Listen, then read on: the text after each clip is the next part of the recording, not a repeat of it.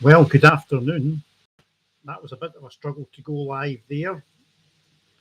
Um, this is really just to test this microphone out. So there's nobody on the stream at the moment.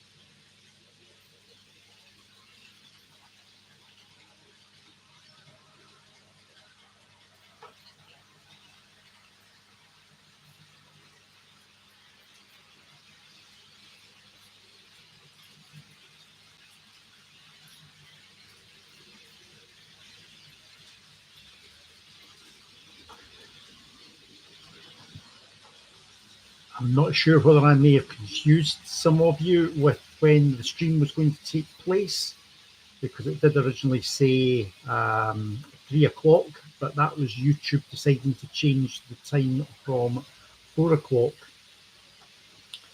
So some people may have thought it was an hour earlier than it actually was scheduled to be.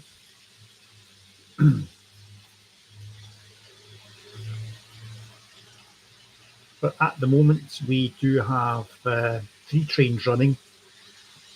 I can't run any trains on the inner loop at the moment because I am ballasting, and that track is unavailable at the moment. So I'm restricted down to 3 trains running just now.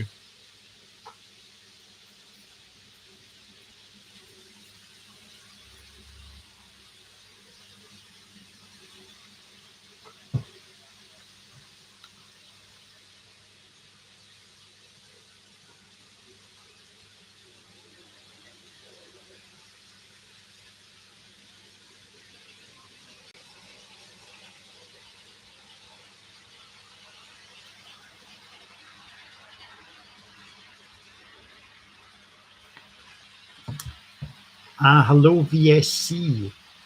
Now, I'm not actually shouting, so I'm just speaking into the microphone. So I take it that it's actually quite clear sound quality. Maybe.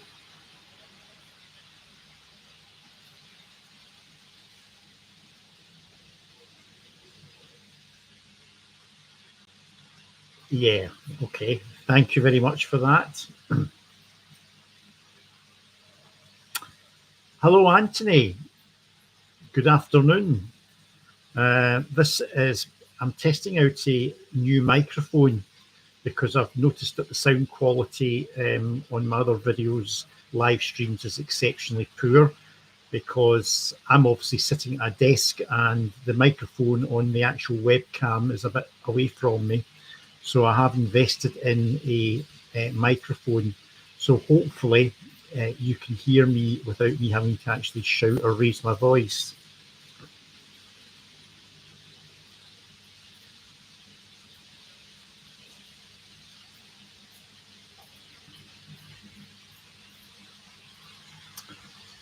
Hi Daz, how are you?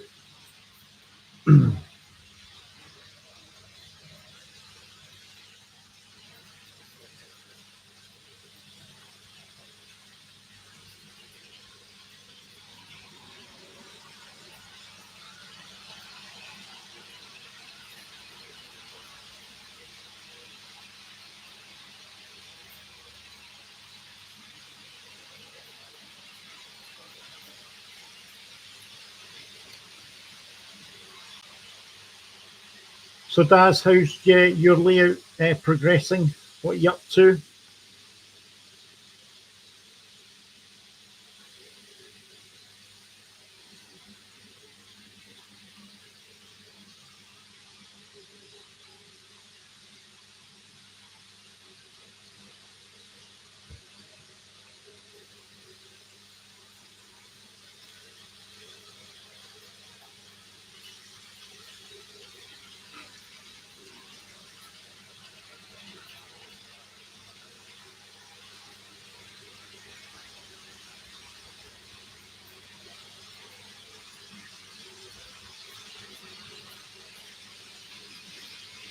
Now, I had hoped to run my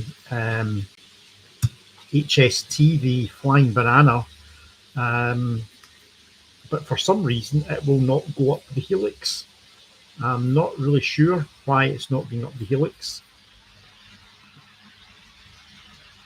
It ran a week ago up and down the helix without any problem at all, but it seems to be as though something's dragging it or something's stopping it from going up. Yet the Class 56, the GBRF 56, is pulling up quite a long rake of wagons up the helix without any problem at all. So whether there is something underneath one of the coaches that's dragging, I don't know. Yeah, I've moved that webcam, Anthony, down onto the bridge, so it's actually a bit lower down this time. So hopefully that does give a kind of more, almost like as though you're looking over the road bridges if you're a pedestrian watching the trains trundling by.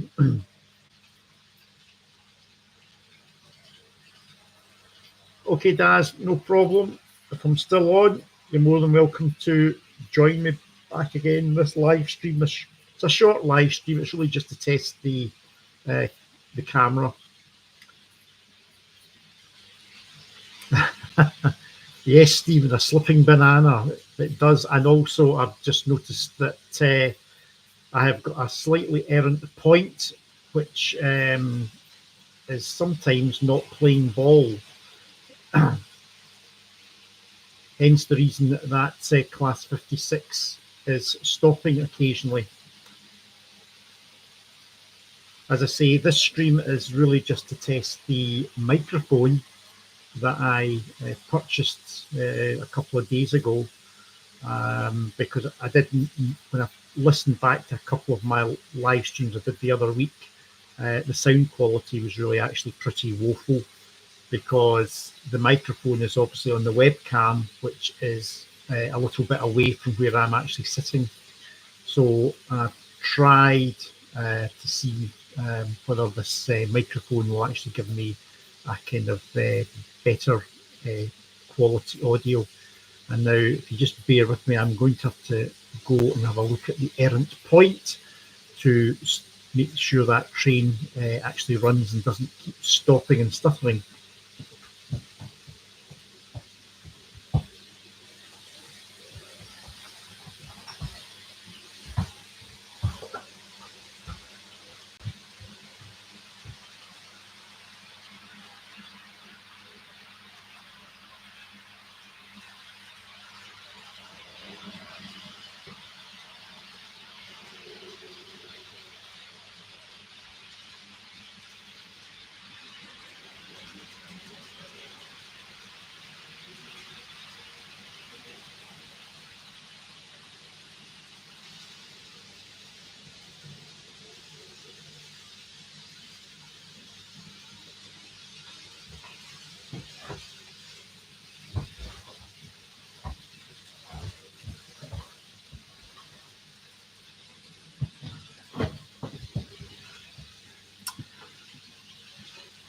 Hi, Lee.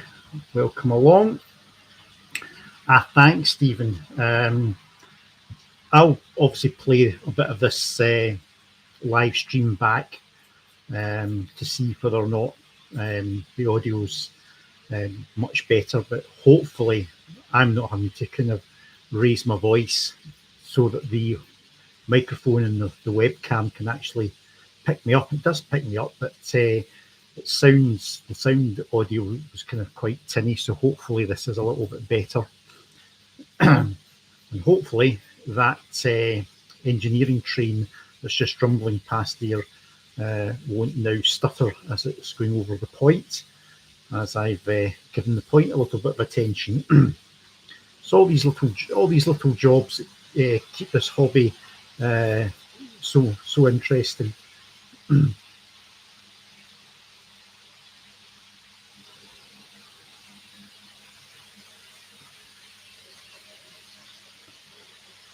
Hi, John. Hope you are well.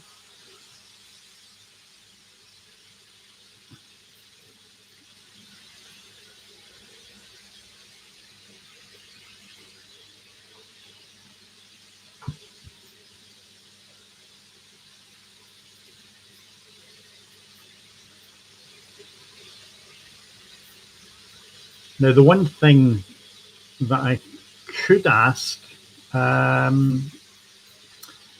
is, obviously, I can hear the trains rumbling by. I'm sitting at a desk a little bit away from the layout, obviously using this new microphone, so I understand that you can hear me a bit better, but I'm just wondering, can you actually hear the trains rumbling by, or is it just more a silent picture?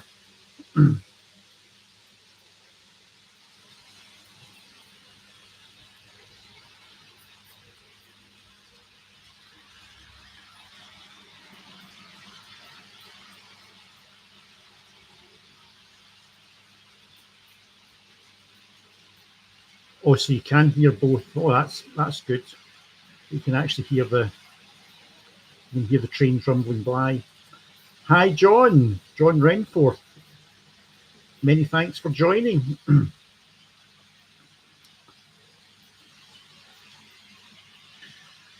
I'm actually, as I said earlier, before people actually started to join the live stream, I'm a little bit restricted in the number of trains that I can run today because I have actually started ballasting on the other side of the layout.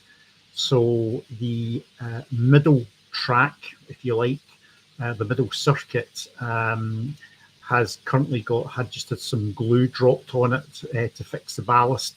So I'm not taking any risk in running any trains on it just now. So that particular circuit is out of action at the moment until the glue all dries.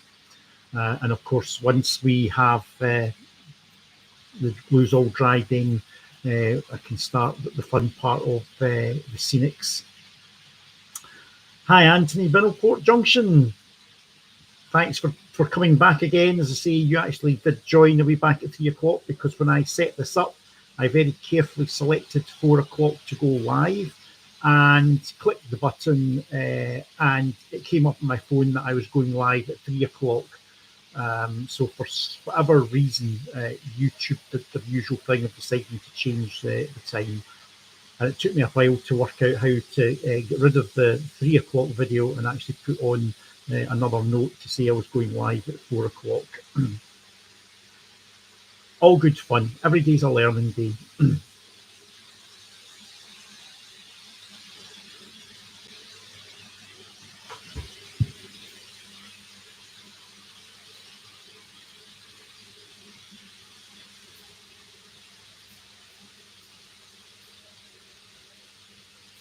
Now, I must ask Stephen how he is getting on with his control panel. I had a very interesting conversation with Stephen the other night. I learnt something in terms of the way he's actually going to have the panel lights working, which I wish I'd known many moons ago, because it would probably reduce the wiring I have under this layout by about 50%. But as I say, every day is a school day, so you learn little bits and pieces from the community. So, as I say, hopefully, Stephen, you are making good progress with your control panel.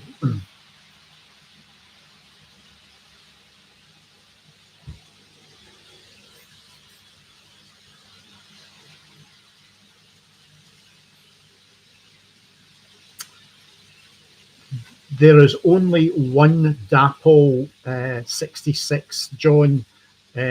All the 66s are Farish. The one DAPL 66 I have is not heavy enough to pull heavy trains up the helix, whereas the Farish 66s are much heavier.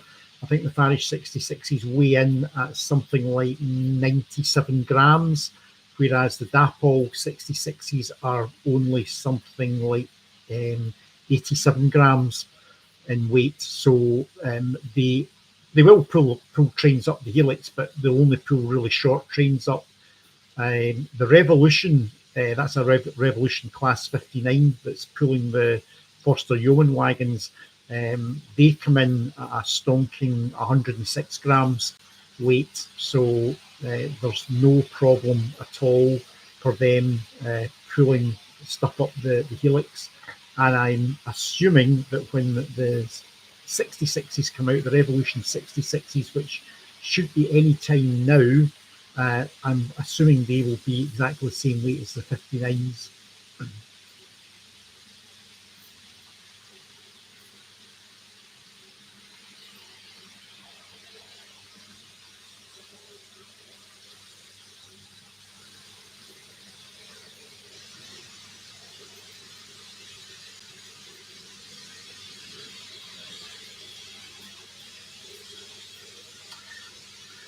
Yes, I am getting a Revolution Train 66, John. I have actually one on pre-order with Rails of Sheffield.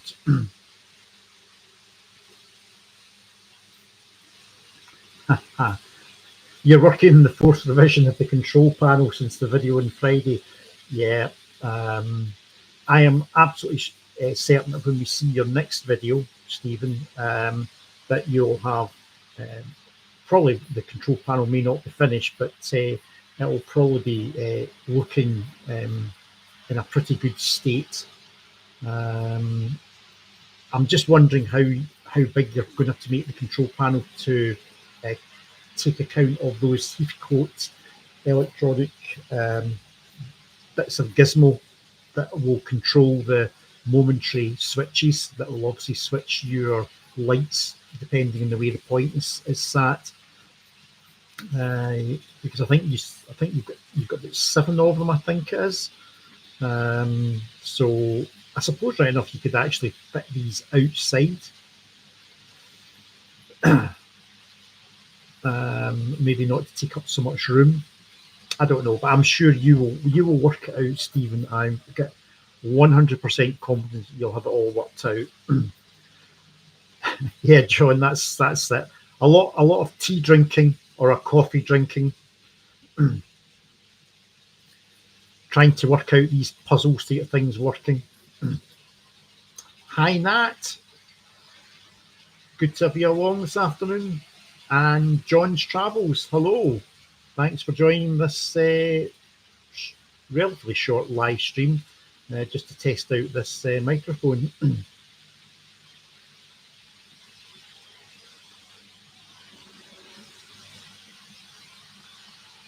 So, John, how is the scenery work getting on Piccadilly? You obviously, the last video you had made that 4-track tunnel basically, and you blended everything in, although there were a couple of wee bits you still had to work on. But how are you progressing with that?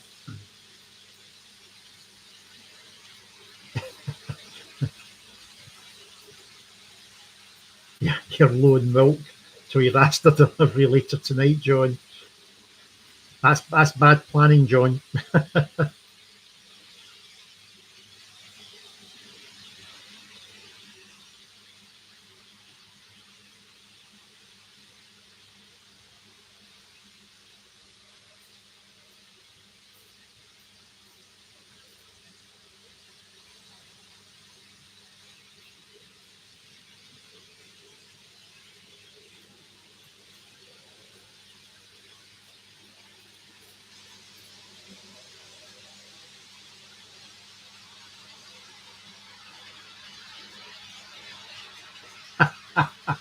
Yes, yes, John or Stephen. Yes. I suppose you do have room to make the panel longer, just to accommodate the units. But yes, a few whiskies might be downed as you try and wrestle with all these wiring runs.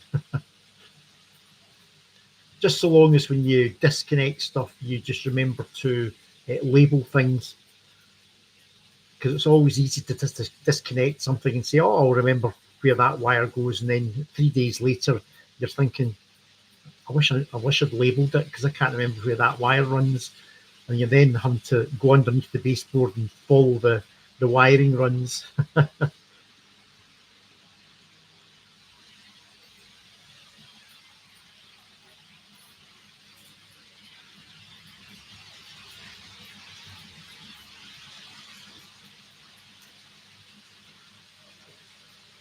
Right, I'm actually going to see if I can get a fourth train running on layout. So I will disappear for a minute or so while I change some points and put that class 66 with the network rail wagons onto the outer loop so that it frees up the inner loop on the helix. I'll be back in a minute.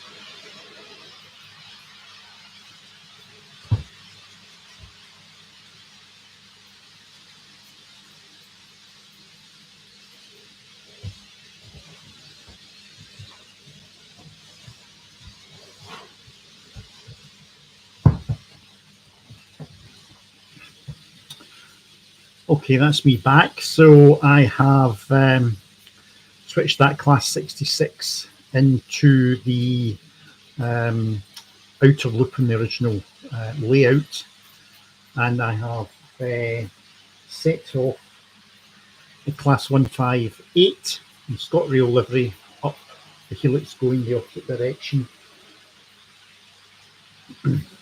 Hi Flymo, hello, how are you?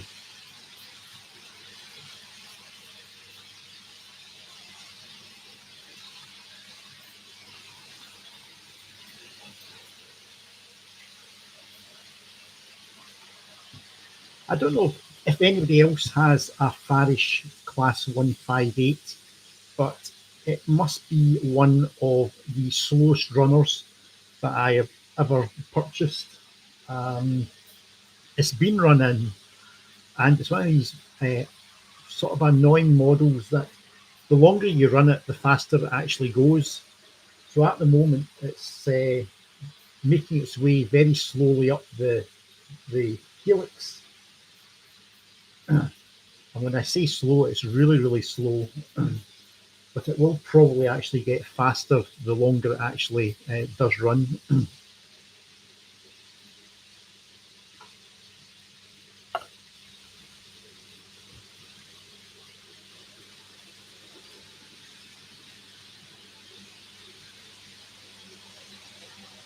Well, you got some sunshine up in your neck of the woods, Flymo. It's been a bit rainy down here. The rain has kind of gone off. It was dry this morning, but quite cold. It wasn't frosty, just very, very cold.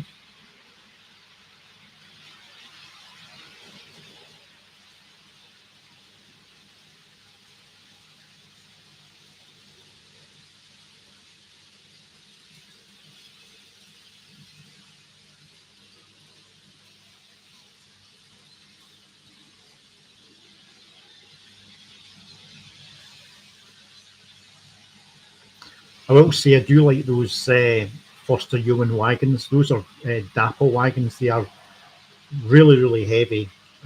Although you do have to make a very slight modification to them, and that is add a nylon washer underneath the bogies, um, just to make them very free running.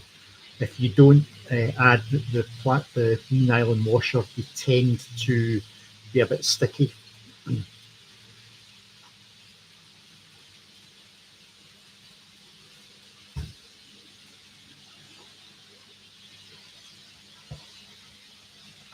That class 158 is almost at the top of the other helix because I can see it from this side of the room. It's just coming up the last turn of the helix.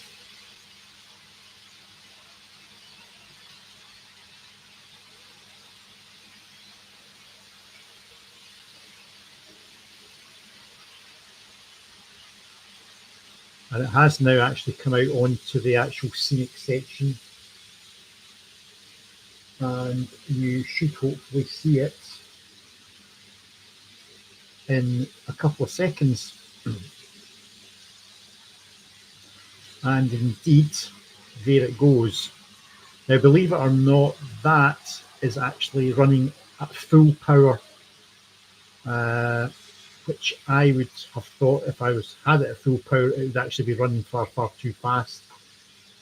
But we'll see how it progresses as it goes round. It will probably pick up speed.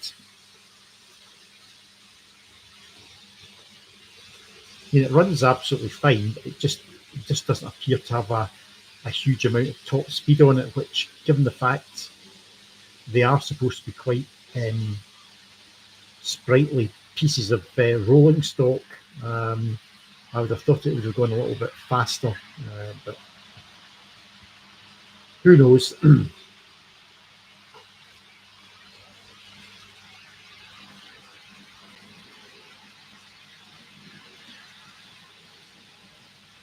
So we do have Model Rail Scotland, which is actually, it'll be 2 weeks come Friday up in Glasgow. So I do know there are a few of us are actually going to be going along. It's usually quite a good show. Held over 3 days, the Friday, the Saturday, and the Sunday of the last full weekend in February. Although I do understand that next year, Model Rail Scotland won't be able to be held in February, and my understanding is that there is, or some organisation has booked out the SECC, and Model Rail Scotland will probably have to possibly move into March, maybe, before it's held. But we'll wait and see. Maybe they'll have found some compromise by the time it comes to next year.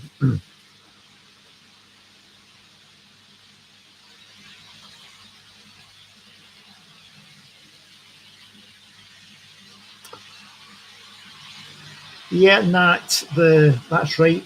Blackwood make their announcement on Wednesday morning, I understand. So I'll be interested to see what is on offer in terms of N Gauge.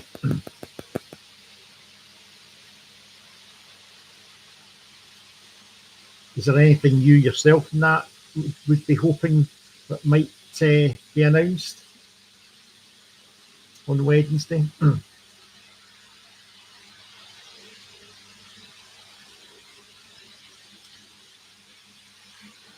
Yeah, that's a good one, John.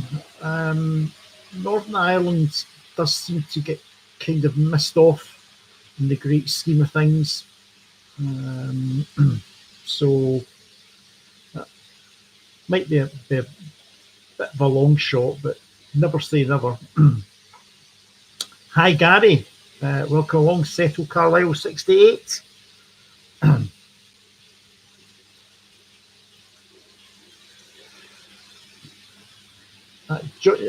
John, you'd love it if Farish retooled to 37. Yeah, not really so much the 37 for me. I would love that if they retooled the Class 170. I do have a 3-car 170, which is, it looks the part, but I mean, it's a really, really old model. It doesn't have front or rear marker lights, etc. And obviously, if you wanted to probably put it over to DCC, you probably have to, I think, hardwire it, I think is the terminology. But I would love them to actually bring out a 3-car retool Class 170. I think that is long, long overdue. And also possibly Class 47. I'm really, really unlucky with my Class 47s. I've got 2 of them, and neither of them are brilliant runners, I have to say. So that would be my wish for a retooled 47 and a retooled Class 170.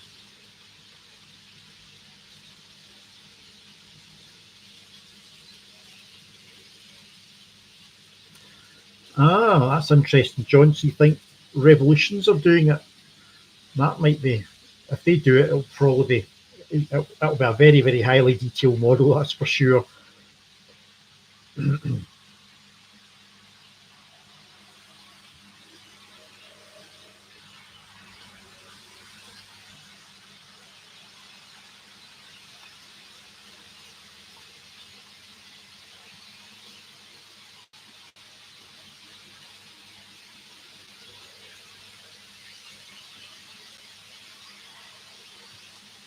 So, Gary, how's the planning going on for your new layout?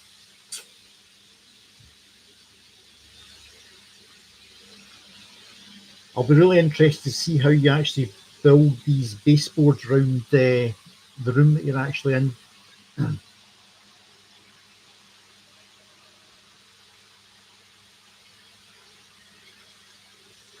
So, Lee, you're not a fan of Bachman.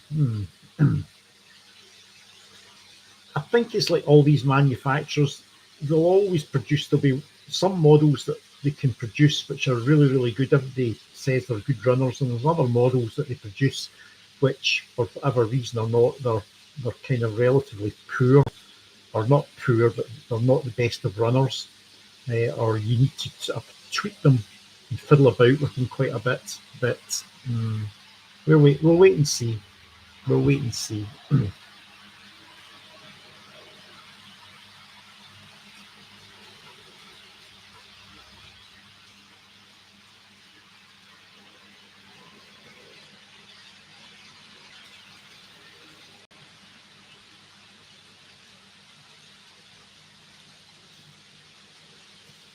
Yeah, the very first model that I ever actually got was actually a Class 08, and that was obviously after Bachman had bought over Graham Farish, and the 08 was the first model that I think they retooled from the old Graham Farish range, and it was I mean I've got 2 or 3 Class 08s, and provided you keep them clean, because I mean obviously like everything else, if you don't keep the wheels and everything clean, they won't run particularly well. But provided they're kept in good condition, they will run absolutely fine. John, so the Revolution trains, they're doing the 175, so yeah, slightly different to the 170. I'm surprised that, I mean, the 170 is quite a common unit across the UK. I mean, obviously they use them here in Scotland, but they've got 170s down using them in the Midlands, etc.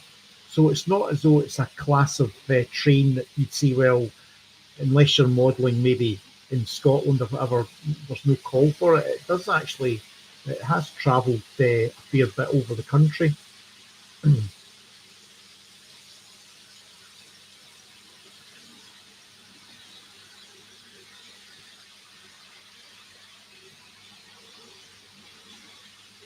So, John, you'd love to see a model of 802 in the Paddington Bear livery. That might be interesting.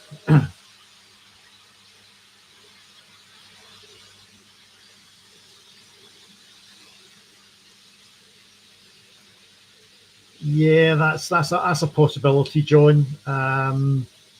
If it's all, these are all things that people maybe sometimes don't realise, that there's a lot of technical stuff or legal stuff behind the scenes. So when we say, why can't you produce a model of this or that type of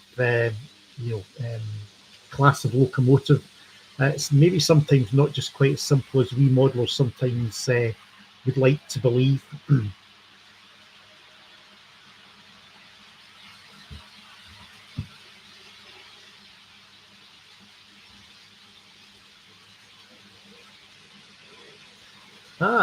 You get class 58. There, actually, I think that would be the class 58. I think would be a DAPL model Flymo, and you've got the people, you've got the starter set. You haven't time to view in with them yet. The 58's, I had a 58. I don't have a 58 now. I actually sold it a number of years ago. But the 58 was actually quite a good. It was quite a good runner. It was a sturdy, and it was quite a heavy locomotive in terms of what DAPL normally produce. So good locomotive, definitely. I would be getting your starter set out, Flymo, and getting something put on so you can run it. Very true, John. You will be hooked once you get into the old N Gauge. It's just the fact that you clearly can run in a relatively small space. You can run sort of more scale length trains. I mean, this layout is what, about 13 foot long by about 8.5 foot wide. But you can obviously get relatively realistic looking trains trundling around it.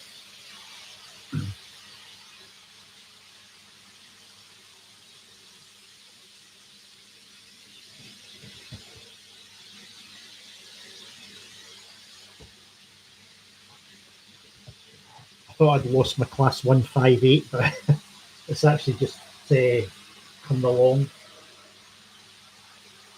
Don't know whether it's picked up any speed. It's just coming into shot just in a minute. There we go. That's it. Just coming in now.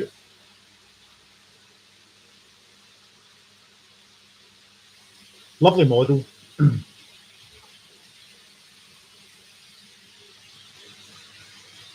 We found A classes trained that are missing.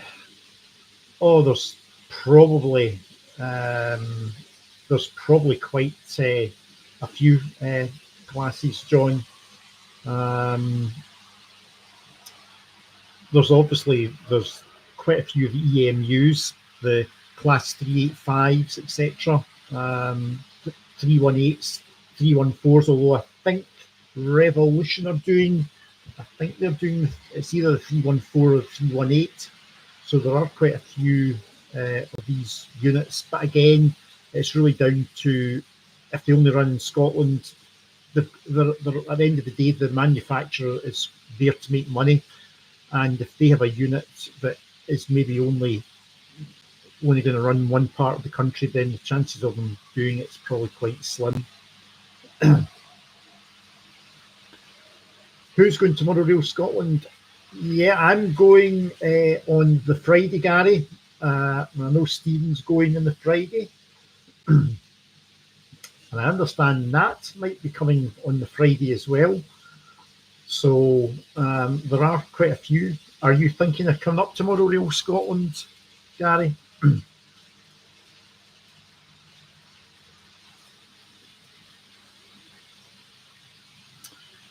Well, if you do come up on the Friday, it'd be great to meet meet you in person.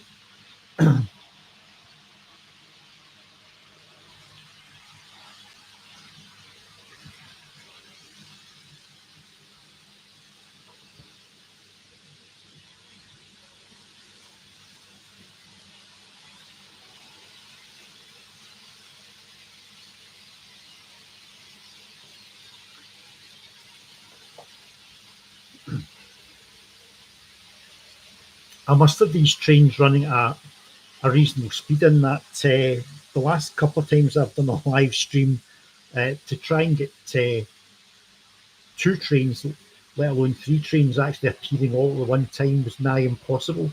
But I see today a few times I've seen actually three trains all running at the same time.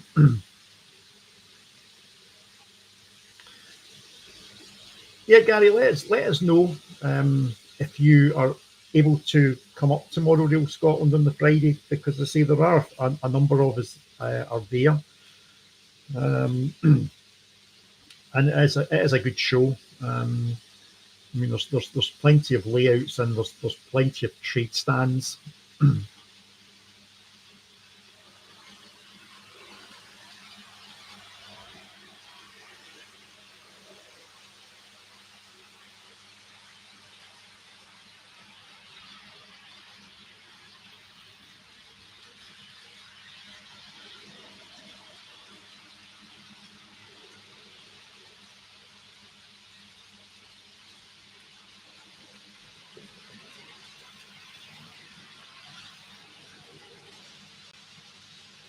John, when you're saying we're missing modern tooling in the 20s and the 25s, is are you talking about the Farish class 20? Because it was a new tooling, was it not?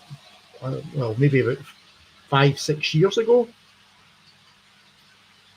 Because I think I've got three class 20s.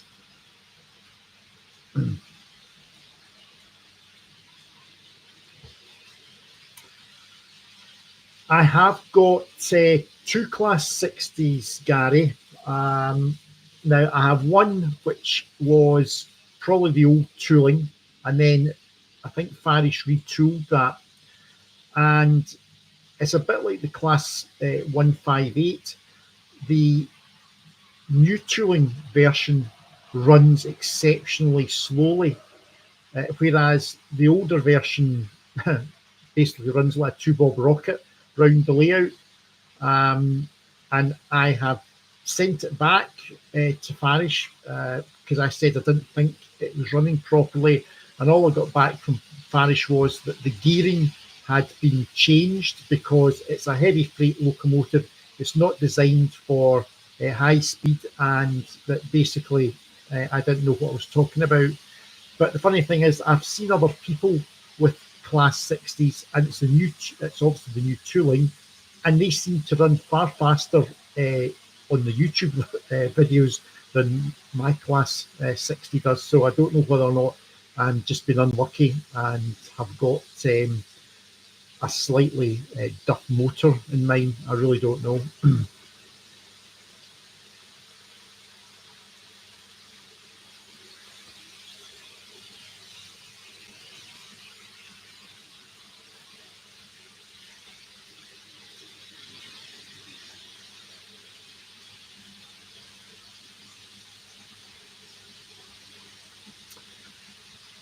Yeah, you might be right, John.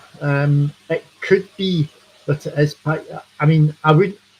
The problem with the great thing with the older style locals is that they were easy to actually basically take apart and fiddle about with, etc., etc. But obviously now, when you take off the body of one of these locomotives, it is absolutely jam packed with wires for all the DCC components, etc. And I wouldn't attempt to try and take it to bits to actually see whether or not there is actually a lot of grease in it. It may well be that's maybe what it is. And it may well be that as the loco actually does run, as the unit does run, uh, probably the heat slightly melts the grease. So that's probably why it tends to go that little bit faster the longer it actually runs. It's just reached the bottom of the helix, and I would say that it is probably actually running slightly faster. Although I'm in the shed here, I mean, I don't have the heating on in this shed during the day. The shed is heated through the night, so the temperature in the shed at the moment, if I just check, it's only 12 degrees in the shed just now, so it's not particularly warm. So you could have a good point there, John, because I know sometimes they slap the grease onto the gears, and if it is cold, that grease tends to sort of not solidify, but it sort of slows everything down. So maybe that's what it is.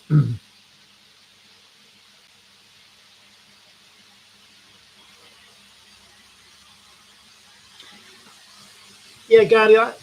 Yeah, there wasn't any. I didn't have any complaint over the way they actually pulled. They could certainly pull a heavy rake of wagons, but I mean, they're slow, and I really thought I wasn't looking for the locomotive to actually whiz round the layout because that would be unrealistic. But it just I thought to myself, I just think it's just a tad too slow. But we'll wait and see.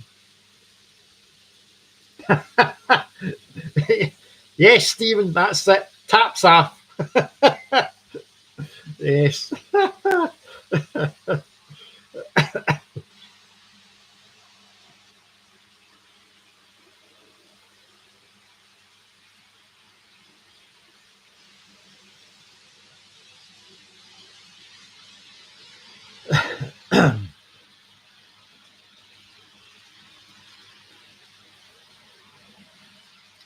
Nah, you said maybe a class 323. I can't picture actually the 323 in my head as to what a class 323 actually looks like.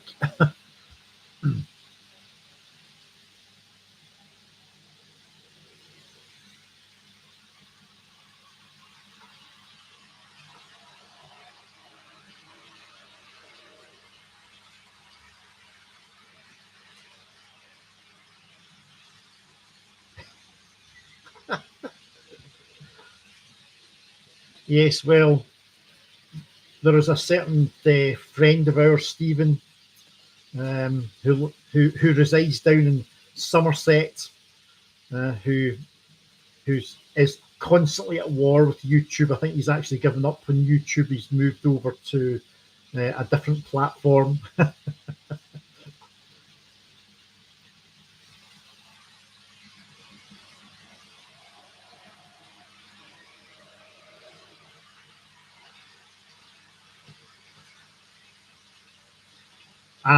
The 323s did the Birmingham Cross City line. Right. Again, it probably goes back to what I was saying earlier that I think these manufacturers, I mean, things like Class 37s, Class 47, they are network wide. You'd see them down south of England, see them in the north of Scotland, etc. So they're always going to produce those models. Same with the 66s, but they are network wide use. But I think when it comes to some of the units that are maybe just you only see them in a certain part of the country, then they may they may sort of balk at doing models for those areas or from those areas, I should say.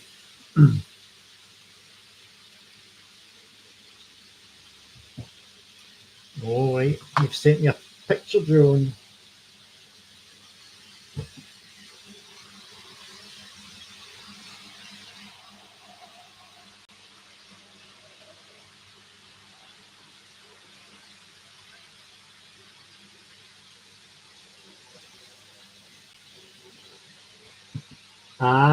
Right.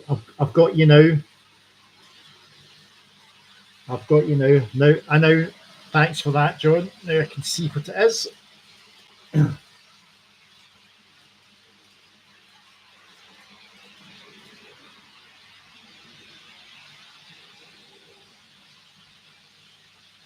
Yeah, I think see.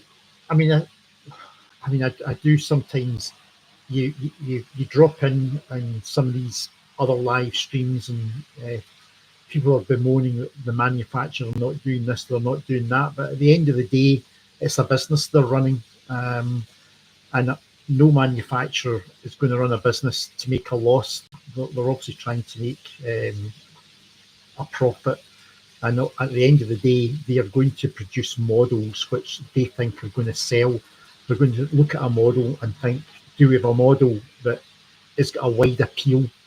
Somebody in the north of Scotland would be as interested in it as somebody in the south of England is going to be as interested in it. So we want to obviously maximise market share.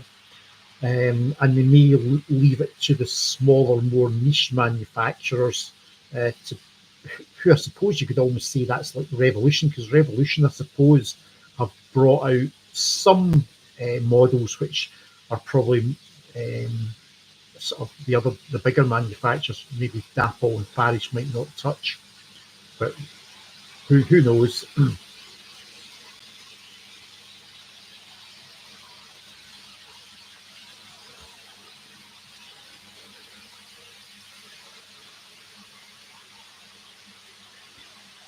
Yeah, I was actually I happened to be in the model shop in Edinburgh yesterday. That's Harborne Hobbies, and I see that there is now actually I think it's a 10 car class Cato Class 800. Now, I have got the 5 car unit, but there is now apparently there is you can buy a 10 car unit. Quite well. I suppose for 10 cars, it's not hugely expensive. When you look at some of the cost of some of these other single units where you're just getting a locomotive, it's probably in actual fact, if you broke it down per car, it's probably actually relatively cheap. But I did notice you can now get a 10 car LNER liveried Zuma.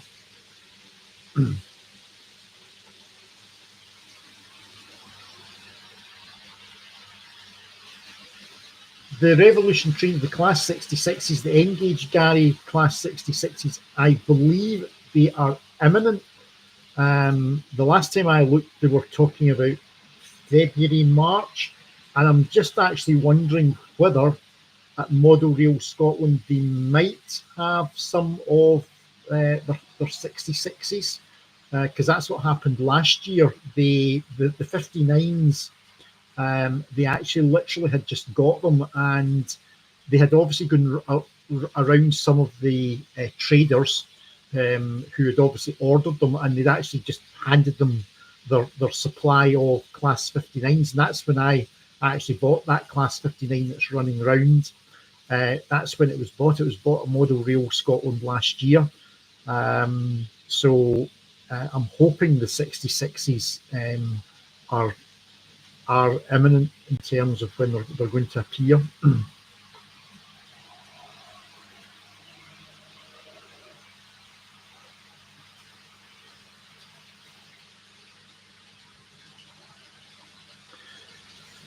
Right, now, I did say to myself I was going to do an hour's live stream, so I see that that's just come up to 55 minutes.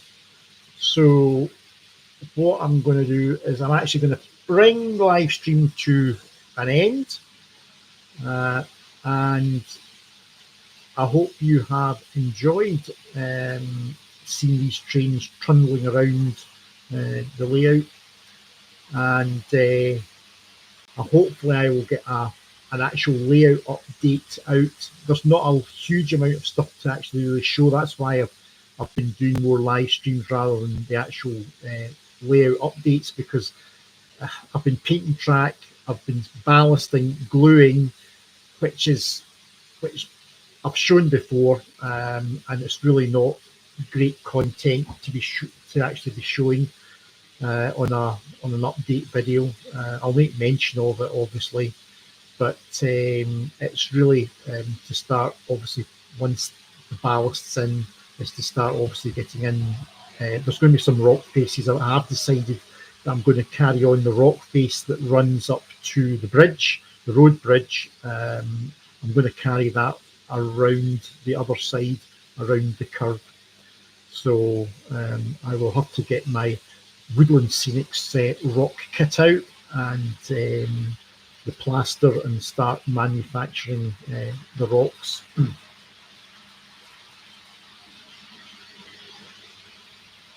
So, as I say, I will bring the stream to an end, and thanks very much for joining in, and I will catch you all very, very soon.